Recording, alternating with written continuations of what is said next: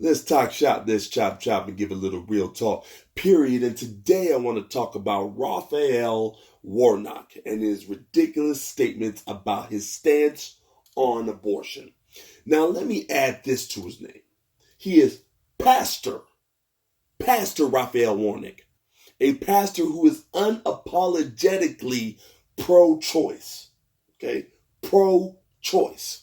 And promotes and advocates for the pro-choice movement. Yes, ladies and gentlemen, you have heard this correctly. He is a pro-choice pastor. So since he's a pro-choice pastor, I made sure to go ahead and rock this shirt just for you, Pastor Warnock. Because unborn lives do matter, contrary to your belief. But how absurd is that, ladies and gentlemen? How absurd is it that we have a pastor who is pro-choice? That's like saying he's a vegan meat eater or he's a warmongering pacifist. I mean, the very nature of his profession and that which he advocates for are in direct contradiction to each other. He is a walking, talking oxymoron of a stumbling block. Yes, indeed, a stumbling block, something that the Bible clearly speaks out against. The very last thing a pastor should want to do is lead others astray, right? Is to mislead his congregation, is to promote that which is not biblical, and directly advocating and promoting the whole scale slaughter of children is about as sick as it gets. Now,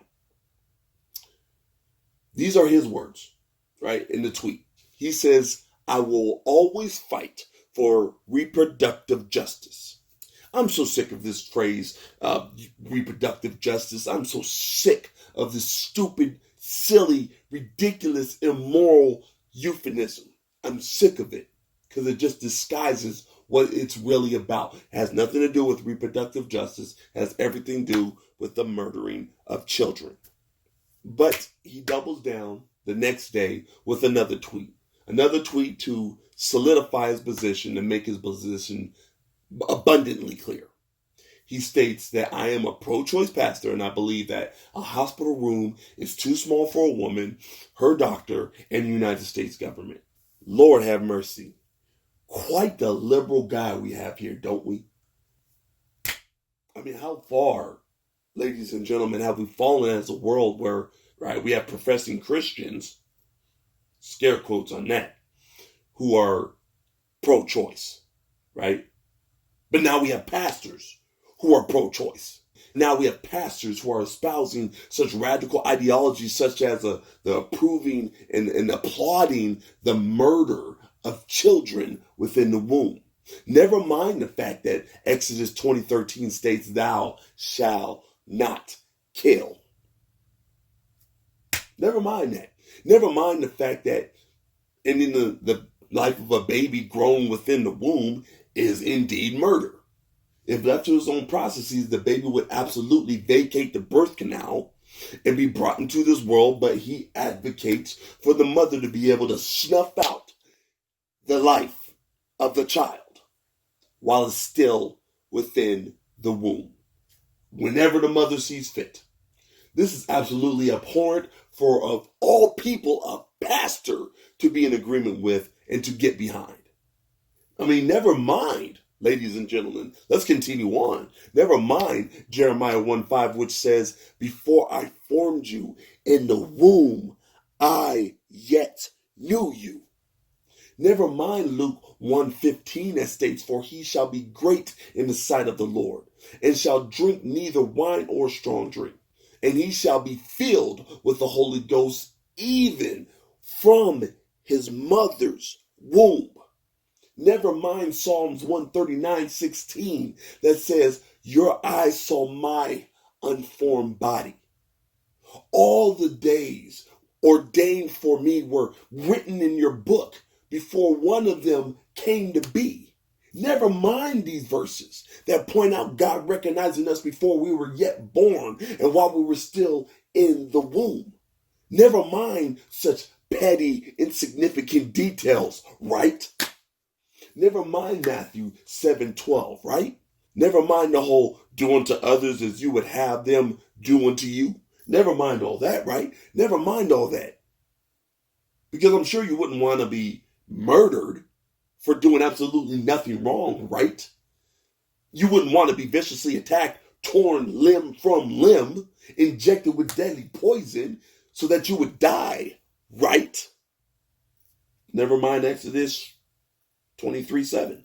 That states have nothing to do with a false charge and do not put an innocent or honest person to death. For I will not acquit the guilty. Basically, all that's saying is don't kill the innocent. How about that for a novel idea, Pastor Warnock? Even in the case of rape and incest. Never mind Peter, 1 Peter 3:9. Never mind that, which states that you are not to repay evil with evil, but to repay evil with good. Never mind that. Or Romans 12:17 that says, do not repay anyone for evil. Be careful to do what is right in the eyes of everyone. Basically, in essence, ladies and gentlemen, to sum both of those up, two wrongs don't make a right.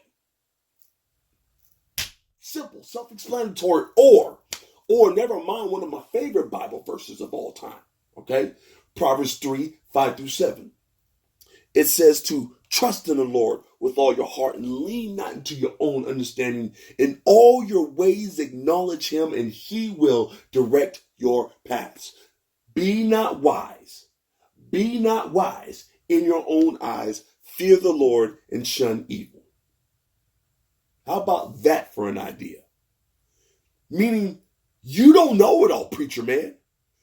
You think you are so wise within your own eyes, leaning unto your own illogical, immoral, unbiblical understanding of something so monumentally important, when instead you need to be trusted in the Lord with all your heart and fearing the Lord and departing from evil. And yes, abortion is evil and you should depart from it. I mean, but never mind all that noise, though. Never mind all that noise, right? Never mind all that Bible talk, right, preacher man? I mean, why would the preacher want to actually have people adhere to biblical precepts, right? Why would a preacher even preach biblical precepts, right? Why would a preacher stand for truth, right? Needless to say, ladies and gentlemen, needless to say, his advocacy for the wholesale slaughter, of children should show that he is nothing more than a wolf in sheep's clothing, as he conditions the minds of his parishioners with such folly and immorality, man. I mean, I honestly feel bad for this congregation for being subjected to such unbiblical, unfounded nonsense. Anyways, what do you think? Are you of the belief that Pastor Raphael Warnock is correct in his assertions, or do you believe that pro-choice and pastor don't belong in the same sentence? Either way, let me know in the comment section. Anyways, that's all I have for now. Stay tuned for more exclusive content because I always have more real talk to give you. Until next time.